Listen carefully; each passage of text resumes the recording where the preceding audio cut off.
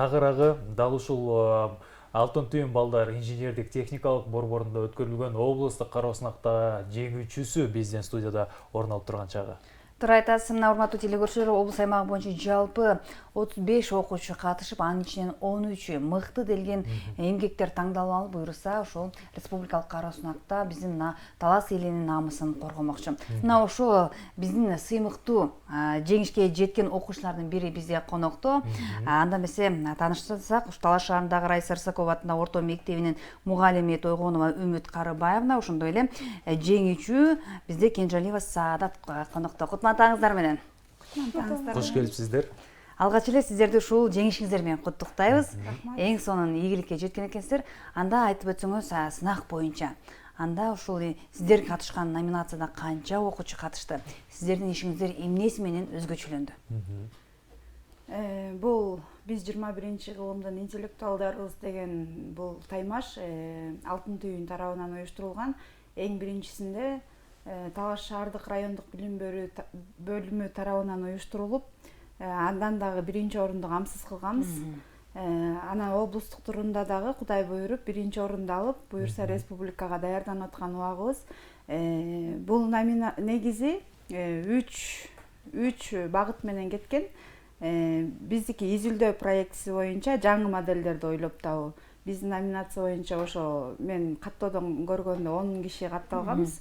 Биз 3-чү болуп выступать этип, анан кетип калганбыз. Анан аягында бизге ошол биринчи орун алганыбызды кабарлашып, биз барып грамоталарыбызды алып келдик.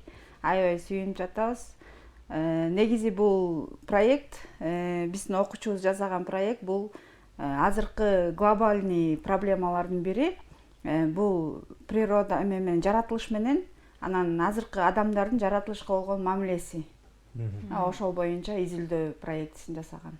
Анда ошол долбоордун идеясы Саадатка таандык экен. Мисалы Саадат айтып өтсөңүз, кайсы көйгөйлөргө көбүнчө токтолдуңуз, бул аркылуу эмнени түшүнүргүңүз келди? Мына ошол туурасында өзүңүздүн макетиңизди, ишиңизди жактап өтсөңүз. Бул менин класс жетекчимдин оюна келген. Анан кийин идеяны биз болсо дагы окуп, башка информация менен таанышып, ошону айтып кеткем. Макетимде мен эки жактуу бизди жаратылышыбызды көргөзө кетейин дегем. Бир жагында биз жашыл жерибиз, ошол жерде жаныбарлар көп экени билинген. Анын адамдын колу ага салынбаганда, ал эми экинчи жагында көрүп жатсаздар, акта көптөгөн жаныбарлар өлүп калган. Анын аябай жанагы мусорлар көп болуп, жана свалкалар глобалдуу проблема болуп атат го. Ошону көрсөтө кетейин деген болчумун. Ошол макетти. Демек, бүгүнкү күндөгү көрүнүш өзүбүзгө бул коомдо жашап жүрсөк билинбейт, бирок көз алдыңа ушундай кылып алып келсе, кандай бир адамда уялуу сезими пайда болот экен. Чын эле биз ушул нерсени кылып атабызбы? Чын эле биз жаратылышка кайдыгер мамиле кылып атабызбы деген нерсе келет экен. Албетте бул туура эң сонун эмгек экен. Ал эми бул өзүңүздүн алып келген приборлоруңуз аркылуу эмнени көрсөткүңүз келди? Ошол адамдын кандай касиетин көрсөтөт, жанагы тяжелый металлы дегендер, атмосферага кантип алар влиять этет, дагы мыльный раствор, жанагы моющие средствалар, анан дагы нефть. Ошону көрсөтөйүн деген болчум. Анан дагы мен айтып кеткендей, свалкаларда отходдор кантип аларга жамандык кылат. Ошол мисалы грунтовый воддорго, сууларга түшүп калса, ал адамдын ден соолугуна, жаныбарларга аябай жаман зыян келтирет. Азыр көрсөтүп берсеңиз болот ошондо?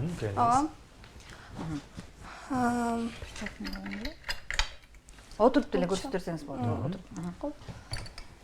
Биринчи моющий средство болчу меники. Мыльный растворду. Анын зыяндуулугун көрсөтүп бересиз ошондо. Ошондо бул иштеген биз Үмүт Карбаевна демек бул средстваны колдонбошубуз керек болуп калабы, кандай болуп калат? Бул эми ошол мыльный раствор после биз колдонгондон кийинки эмеге жаратылышка таасири болот да. Биз мисалы колдонобуз, төгөбүз, даже өзүбүз деле колдонуп атпайбызбы? Ошонун жаратылышка тийгизген таасири, анын ичинде адамдардын өздөрүнө тийгизген таасири. Терс таасири. Терс таасирлери. Мына ушинтип көрсөткөндөн кийин ал малиновый цвет болуп калат да, ошентипчи. Ошол мыльный раствор кантип жаратылышка кандай касиет кылатынын көрсөтөйүн дегем да. Анын башкасында нефть менен болчу. Демек, идиш аякты жуугандан кийин көрүнгөн жерге төгө керек деген сөз да бул. Ал дагы мыльный раствору суу менен аралаштырганда өзү жанагы аралашма өзү фиолетовый цветке айланып кетти да. Индикатор фенолфталин менен. Сууга мен нефть кошоюн дегем. Нефть өзү ал мындай суунун үстүнө көрдүңүздөрбү, пленканы кылып коет да. Ошол үчүн жаныбарларга кандай десем, жаратылышка жаман таасир кылат. Ошон үчүн көптөгөн жандуу организмдер өлүп калышы мүмкүн да. Нефть тараганда дагы ошол сууну бул басып коет экен да, үстүнө пленка жаратып, нефть кандайдыр бир пленка кылып, суу ошонун үстүнө мисалы чыга албай калат экен. Бизге абага тарай албай калат да суунун. Адан тышкары тяжелый металлдар бар. Алар атмосферага бөлүнгөндө алар белокторду бузат да.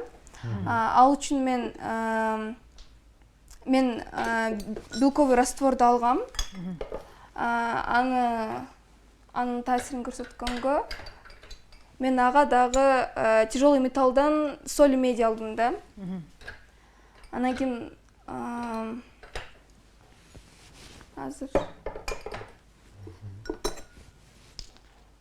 соль меди куйганда анын кандай бузганын көрө аласыздар да. Көрдүңүздөрбү?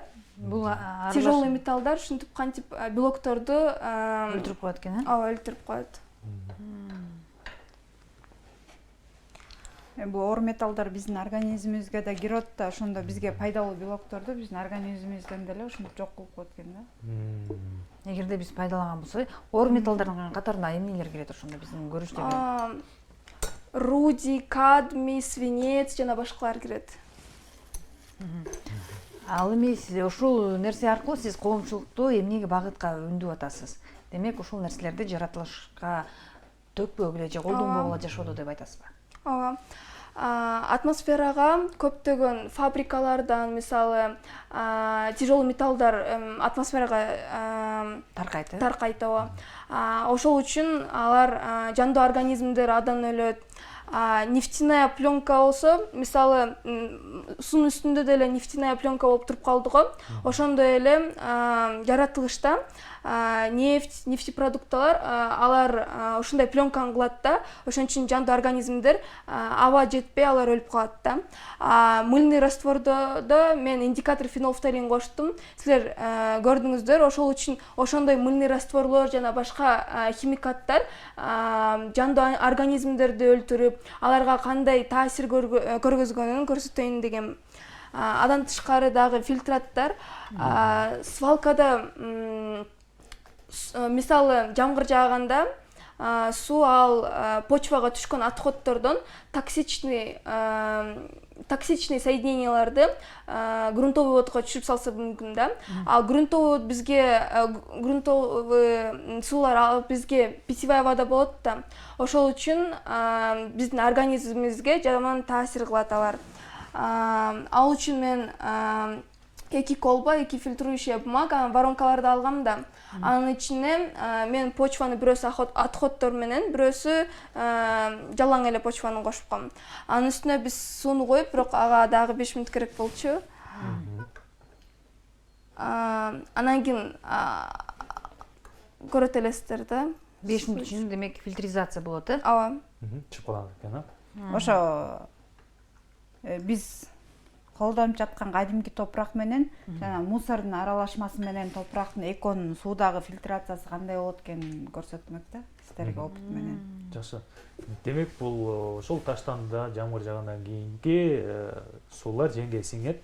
Анан сиңип туруп, баягы ичүүчү сууларга түшүп жаткан процесс экен да. Бирок буга убакыт керек келет экен, ага дагы кайтып өтөбүз. Бирок ага чейин айтсаңыздар, мына эми көп баягы терс таасир тийгизген заттардын жаратылышка, адам өмүрүнө тийгизген таасирлерине да бир аз күбө болдук. Эми булардын чечүү жолдоруна дагы басым жасап, ушул жолдоруна токтолуп көрдүңүздөрбү? Алардан чыккан калдыктарды кантип сакташ керек, кантип туура кайсыл жерге апарып бериш керек деген сыяктуу бир чечимдерди ойлонуп көрдүңүздөрбү? Ооба. Биз өзүбүздүн жаратылыш жөнүндө ойлош керекпиз. Пластмассовый бутылкаларды мисалы ошолорду чыштабай, өзүбүздөрдүн биз машиналарды деле көлдөрдү, арыктарды жуйбуз го, ал деле сууга түшүп кирдетет да. Андан тышкары биз атмосфераны мисалы фабрикаларда мен айткандай тяжелый металл выброс болуп атпайбы? Ага биз фильтраторду коюп, ошодон сакташ керекпиз. Биз өзүбүз биринчи өзүбүздөн башташ керек да. Биздин ар бир кадамыбыз жаратылышка кандай таасир бергенин аны түшүнүп, ошон үчүн ар бир адам өзүнөн башташ керек да. Кайсыл жерде жүрбөгүлө, мына эми буюрса күн жылып, жайкы эс алууга чыгып баштайбыз, жаратылыш коюна мында ошондо дал ушундай көрүнүштөн сактанышыбыз керек экен. Бизди көрүп жаткан урматтуу телегөрүүчүлөргө да үндө таштап кетебиз. Мынакей биз азыркы учурда Саадат кызыбыздын жасап келген макетинен улам биз чыныгы коомдо орун алып жаткан көйгөйдү көрүп жатабыз. Андыктан сиздер дагы өзүңүздөрдөн баштаңыздар. Жогоруда Саадат айтып кеткендей, ар дайым таза болсоңуздар, өзүңүздөргө жоопкерчиликтүү, эч нерсеге кайдыгер карабасаңыздар, демек биздин коомумуздагы жаратылышыбыздагы эч кандай терс таасирлерге, терс көрүнүштөргө кабылбайт экен. Ал эми Үмүт Кармаевна айтсаңыз, ушул сынакка катышып келдиңиз. Бүгүнкү күндө биздин жаштарыбыздын максаты, багыты кайсыл нукта бурулуптур? Бул интеллектуалдык таймашка биз көптөн бери эле катышып жүрөбүз. Бул жакта ар кандай номинация болгондуктан бул жаштарга аябай кызыктуу проект да. Мисалы үчүн бизде бир окуучу бар эле. Сабакка кирсең, ручка менен карандаштын мынтип үстүнө коюп отурчу да. Мына азыр балабыз ушу Алтын түйүн академиясы ачылгандан бери Таласта ошол жака барат. Анан робототехника боюнча бул международный эл аралык сынактарда дагы орундарды ээлеп келип атат да. Ошо балдарга аябай жакшы багыт болот экен. Жана ушундай таланттуу балдарга бул академия жакшы өбөлгө түзүп атат да. Анан мына ушундай глобальный проблемаларды дагы алып чыгышып атат. То есть окуучулардын ойлонуусу, изденүүсү күчөйт экен. Окуучулардын көзү менен биз келечекке кадам таштасак болот экен демек. Алар бул кандай бир идеяны сунуштаса, биз ошол идеяны ишке ашырсак, кандай бир жашообуз жеңилдеши мүмкүн. Алар мисалы үчүн кечээкү идеяларында жанагы уйдун кырктарын алышып, ошодон газ чыгарган нерселерди жасап атышат. Жана танкаларды кичинекей майда танкалар менен кошо жасашып атат. Чоң келечектеги көрдүңүздөр болуш керек, аэропорт депчи. Мына ошондой макеттерди жасап атат. Бул ошо окуучулардын ойлонуусу, изденүүсү аркылуу бул бизге ошо өздөрү келечекти ушундай элестетип, ошондой тартуулагысы келип жатышат. Окуучулардын ийгилиги мугалимдердин эмгеги. Сиздерде мектептерде бүгүнкү күндө ушундай робототехника ийрими барбы? Эмнеден улам окуучулар ушул багытта изденип атат? Кандай бир мугалимдер тараптан түрткү болдубу? Негизи бизде робототехника боюнча ийрим жок. Булар физика аркылуу эле ошо балдар ошо кызыгып, жана минус плюстарды үйрөнүп, кантип соединять эткенди үйрөнүп эле, андан ары өздөрү изденүү болуп кетет. Ошо мугалимдердин түрткүсү анан бизге ушундай конкурстардын келип турушу эле биздин изденүүлөрүбүзгө алып келет да. Эң соң Саадат, сиздин ал жердеги көрсөтө турган көрүнүш кандай орун алып атат? Же убакыт бөлек кандай болду экен? Бул жагында тазараак суусу болот, бул жагында таштанды да. Демек экөө эки бөлөк болот экен, э? ооба. Демек таштандын ар кайсы жерге таштабай бир жерге үйүп жок кылганыбыз туура болот. Ыраазычылык билдиребиз. Ишиңиздерге ийгилик. Буюрса республикалык кара сунактан дагы ушул эле эмгегиңиздер менен ийгиликке жетип келиңиздер. Рахмат. Сиздерге эркин микрофон. Эркин микрофон жалпы Талас элине, окуучуларга өзүңүздөрдөн кабыл тилеңиздер болсо болот. Келиңиздер. Камера караса. Мен жалпы Талас элине эмес, Кыргыз элине кайрылып кетет элем. Жаратылышка кайдыгер мамиле кылбай, мына эми биздин мындайча айтканда сезон башталат. Бардыгыбыз ушу табигатка эс алгыбыз келип, табигаттан кандайдыр бир энергия алгыбыз келип, мына ушундай учурлар башталат жаз келсе. Бирок ошо барып эс алгандан кийин жарандарга кайрылат элем, аркабыздан дайыма мусорларды жыйнап, таштанды калтырбай, токойлорду өрттөбөй, баарын отурган жерибизди тазалап кетсек деп кайрылат элем. Жакшы. Балдарга жакшы үлгү көрсөтүп, өзүбүз биринчи баштасак, балдар бизден үйрөнмөк. Расулык. Саадат. Барысына мен каалай кетиним, ар бирибиз өзүбүздөн башташ керекпиз. Үмүт Карбаевдин айткандай, таштандын таштабай, өзүбүздү карап, биздин жаратылышка туура мамиле кылып, анан кийин жана глобалдуу проблемаларды чыгарууга алар биз өзүбүз Түрткү болобуз. ооба түрткү кылабыз. Анан кийин өзүбүздөн баарыбыз башташ керекпиз. Ар бир адам өзүнөн башташы керек деген үндөөнү таштап жатат биздин Саадат. Албетте ишиңиздерге ийгилик каалайбыз. Келип бергениңиздерге чоң рахмат. Ал эми ардактуу телекөрүүчүлөр, таңында жалпыбызды ойго батыргандай элечи. Алдыда келе жаткан ушул эс алуу күндөрү, жай мезгилинде мына өзүңүздөр кандай гана табият коюнда эс албаңыздар. Албетте биздин жаш муун бүгүнкү күндө артыңыздардан жыйнап жүрүңүздөр. Жаратылыштыга аябуу көз караш менен карап бүгүнкү күндө жаратылышты өнүктүрүүгө, жашылдандырууга өз салымыңыздарды кошуңуздар деп жаткан учурда албетте биз улуу муундагы буга кайдыгер мамиле жасабашыбыз керек. Ооба да. Манас атабыздын да 7-чи осуяты дал ушул адам баласы табият менен таттуу мамиледе болсун деп бекеринен айтып койсо керек.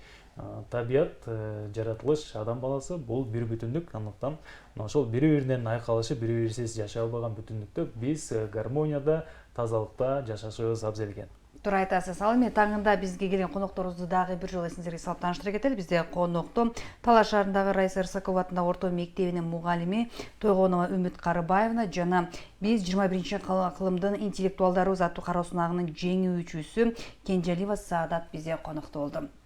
Сапарыбыз алдыны көздөй мыкты музыкалык композитор